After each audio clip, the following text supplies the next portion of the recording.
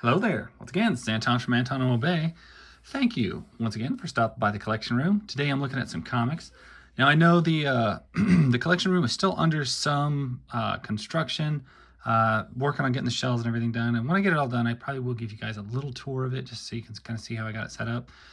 As you change the way you collect, you change the way you display and put stuff up. And that's what I've been going through lately, trying to figure things out, how it works the best for me.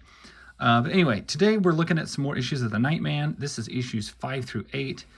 This is one of my favorite Ultraverse titles, and I don't. It's also coincidentally one of the very first. It's not my absolute favorite Ultraverse title, but it's also the first Ultraverse title I ever got a hold of, which was Nightman #1. I bought it in a pawn shop. And I got into comics, or I got into Ultraverse comics, I should say, about the time the universe was ending. So there was definitely a big cap on the end of my collecting. And so I had to do a lot of hunting everything down and going and finding back issues, most of which I got through East Coast Comics for probably 25 to 50 cents an issue. They did me real good. So... And you got the typical crime. We think it's probably the Nightman because, you know, we're not paying any attention to how things get done. But we actually, as the audience, know that it's Rhiannon, this eternal lady. She's pretty attractive. And now we got Johnny Domino, the Nightman. He's helping the police to track down this woman who is actually some sort of a werewolf, I think. I cannot remember exactly if she is a werewolf or a vampire. She's some sort of disgusting parasite on humans.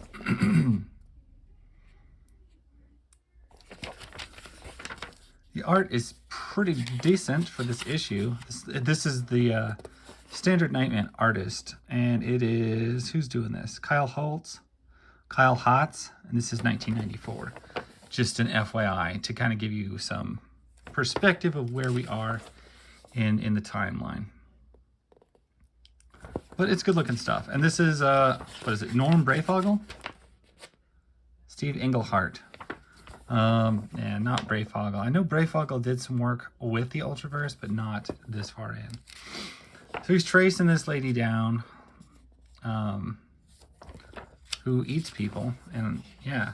She's very attractive, and he likes her a lot, but she's also, like, not human. She's not human. And very, what's the word? I don't know. She's supposed to be like his Catwoman type character, like, you're the villain, but I also kind of am attracted to you. But she's just too monstrous for that to actually be logical. Oh my gosh, I can't believe I forgot this. I forgot the Nightman had a radio station. Yeah, and he's just playing jazz. Like, wouldn't that give it away that you're Johnny Domino? Anyway, everybody's listening to the Nightman's radio station. I forgot. How did I forget this? How did I forget that the Nightman had a radio, like a pirate radio station? Okay, I don't know how I forgot this. That makes this character that much cooler. It's a lot cooler. Anyway, issue number 6, we get one of my favorite teams, TNT. This is the worst name, but you have like this Tyrannosaur guy, this Torso guy. I can't remember all their names, but it's TNT is how it comes out. It's a really stupid name, but a great team. It's a villain team, but still, it's a great team. Domino doing his daily workout. These gals are checking him out. The man who controls TNT. And there's Torso. There's Naiad, the Water Witch. There's Tuggin, the samurai guy. Nirani, which is a dumb name, and Tyrannosaurus Rex, which is the most unoriginal name for a big dinosaur man. Something about this guy, when I first saw this guy, he always reminded me, well, Luchasaurus, the wrestler, reminded me of this guy the first time I saw him. And I'm noticing this comic is missing a staple. Bad news. Running on one staple. I don't even think I have duplicates of this one. Johnny's dad is a cop. I don't think he knows he's the Nightman. Yeah, that trench coat really hides the fact that you're a Tyrannosaurus man. I love that. That logic. And now he's going to fight all of TNT. And they are pretty formidable, but they're not very smart. And he does... Oh, yeah, he's like a Shogun guy with guns.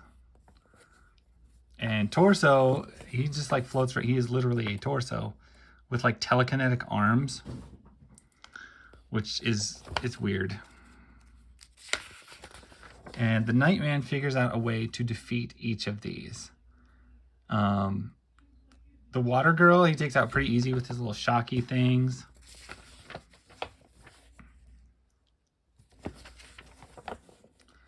And then Torso, he just like basically scares. Just scares him to death.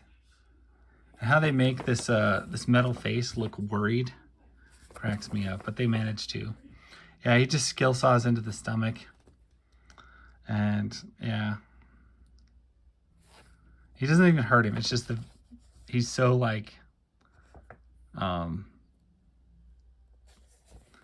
well, he's an amputee, so he's afraid of being cut up. So just by scratching his armor with the saw makes his phantom limbs crawl back inside. Takes out this other gal, looks like also with shock. I think he gets these guys to shoot each other. Oh yeah, he gets the Tyrannosaur guy to knock out the other guy. The Tyrannosaur guy's the toughest one. He does finally win.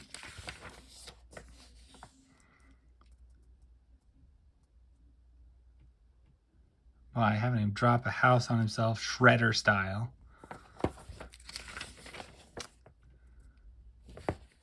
Then he gets on the air and brags about it. Good stuff.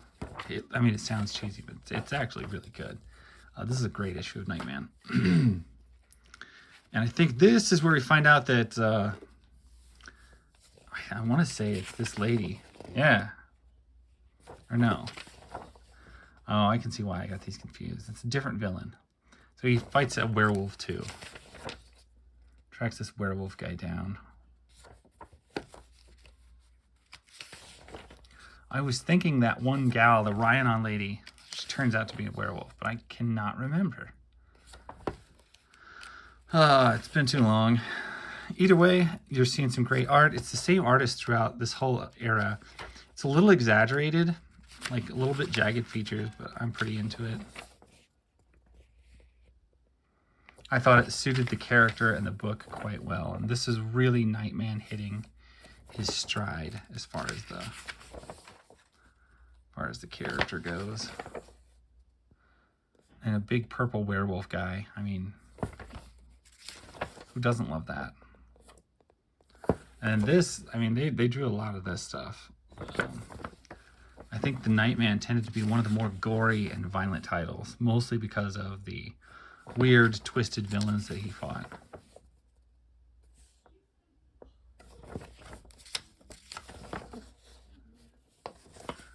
A whole bunch of Nightman on the radio. That is a lot of panels. That's pretty crazy. That you would do straight 12 panels of just radio and dialogue.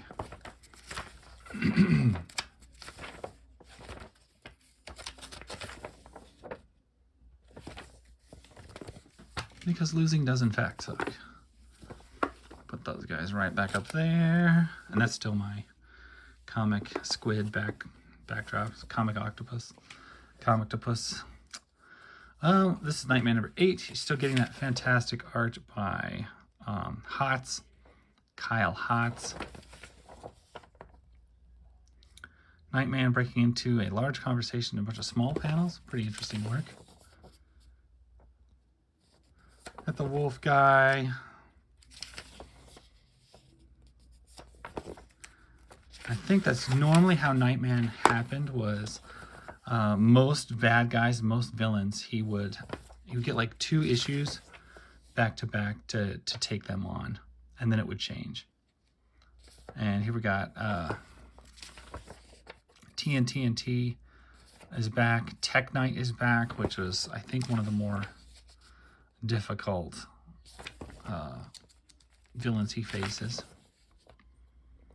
I don't know. I love the way they drew the wolves and the claws and everything. And I don't normally like that tone, but it also reminds me very much of the music video by I'm trying to think of the group.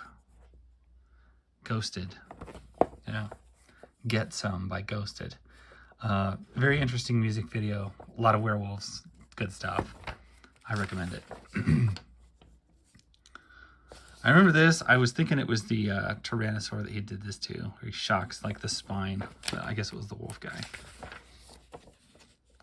And then just breaks his nose. Thinking of you, Rhiannon. Yeah, she has not gone away. Ask Diane, the Ultraverse. The Solution. Which I have already looked at, I think, every issue of the Solution in previous videos. If you want to track those down, they're actually quite good. Solution is, well, I think it's my favorite team book from the series. But anyway, that is Nightman, 5 through 8, page by page. You get a good idea of kind of what all is going on with it. The art style, all of it's very dark, very cool, very werewolfy. So yeah, that's pretty much all I got. Thank you guys for watching. That's my story. Catch you later. Bye.